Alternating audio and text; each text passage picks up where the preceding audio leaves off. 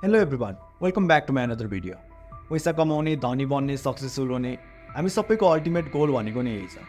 किनकि हिस्टोरीदेखि नै चलिआएको छ। जोसँग धेरै पैसा, जोसँग धेरै धन सम्पत्ति छ, उसैलाई नै समाजले सक्सेसफुल गर्ने गरेको छ। अनि उसैलाई नै सबभन्दा धेरै रेस्पेक्ट गरिन्छ अनि उसैसँग नै सबभन्दा धेरै पावर हुने गर्छ। आजको यो भिडियोमा हामी 5वटा सिम्पल स्टेपको बारेमा कुरा गर्नेछौँ, जसलाई फलो गर्यो भने चाहिँ हामी अवश्य पनि धनी बन्न सक्छौँ। यो 5वटा स्टेपहरू मैले the richest man in Babylon बुकदेखि लिएको छु। So without wasting any more time, let's get started. First step भनेको सेभिङ छ। हामी मध्ये धेरैले जबहरू गर्छौँ, कतिले बिजनेसहरू गर्नुहुन्छ होला, कतिले फ्रिल्यान्सिङ वर्कहरू पनि गर्नुहुन्छ होला, र हाम्रो केही न केही सोर्स अफ इन्कम चाहिँ छ। जब हाम्रो इन्कम अथवा स्यालेरी आउँछ तब चाहिँ हामीले 10% मिनिमम सेभिङ चाहिँ गर्नै पर्ने हुन्छ। किनकि जब हामीले सेभिङ गर्दैनौँ तब हामीसँग फ्युचर इन्भेस्टमेन्टको लागि अथवा फ्युचर वर्कको लागि हामीसँग पैसा आउँदैन। त्यसै कारणले गर्दा हाम्रो आएको इन्कमलाई चाहिँ एटलिस्ट 10% चाहिँ हामीले सेभिङ गर्नै पर्छ। सो हाम्रो फर्स्ट स्टेप भनेको चाहिँ 10% सेभिङ थियो। हामीले जसरी पनि 10% चाहिँ हामीले सेभिङ गर्नै पऱ्यो हाम्रो इन्कम अथवा स्यालेरीदेखि। सेकेन्ड स्टेप भनेको बजेटिङ। हाम्रो जब इन्कमहरू आउँछ हामीले त्यो पैसाहरू डिफ्रेन्ट किसिमको कामहरूमा खर्च गरिरहेको हुन्छौँ। केही खर्च हाम्रो निड्सको लागि हुन्छ, केही खर्च हाम्रो डिजायरको लागि हुन्छ, केही खर्चहरू अनावश्यक रूपमा हामीले कयौँ कामहरूमा अथवा कयौँ कुराहरूमा खर्च गरिरहेको हुन्छ। सो जब हाम्रो पैसा आउँछ हाम्रो पैसाहरू चाहिँ कहाँ गइरहेको छ, कुन कुन ठाउँमा खर्च भइरहेको छ, त्यसको लागि चाहिँ हामीले बजेटिङ गर्नु पऱ्यो। हाम्रो कुन कुन ठाउँमा खर्च भइरहेको छ त्यो सबै लेख्नु पऱ्यो। अनि त्यसपछि त्यसमा चाहिँ नेसेसरी कुराहरू के छ, अननेसेसरी कुराहरू के छ, सबै कुराहरूलाई चाहिँ एनालाइसिस गरेर अननेसेसरी नचाहिने कुराहरूलाई चाहिँ हामीले एलिमिनेट गरिदिनु पऱ्यो। अनि बजेटिङ गर्दाखेरि हामीले 10% चाहिँ हाम्रो सेभिङ छुटाउनु पऱ्यो।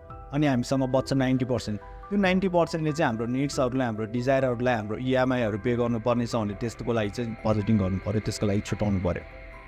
केही समयपछि हामीसँग एउटा significant amount of money saving हुन्छ अनि हामीले खर्चहरू पनि एलिमिनेट गरिरहेको छौँ, सेभिङ भइरहेको छ भनेपछि थर्ड स्टेप भनेको इन्भेस्टिङ।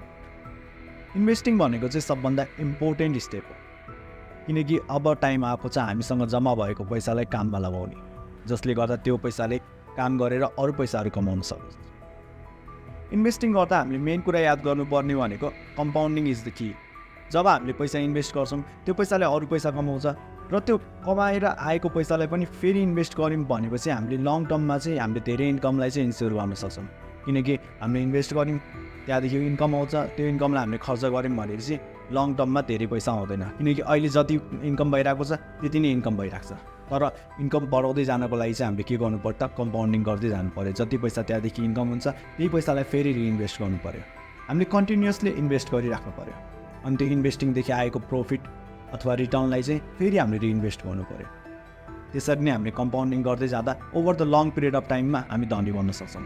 जब हामीले कुनै पनि इन्भेस्टमेन्टमा कम्पाउन्डिङ गर्दै जान्छौँ तब over the long period of time एउटा हाम्रो सानो अमाउन्ट पनि धेरै ठुलो अमाउन्टमा ग्रो भइसकेको हुन्छ।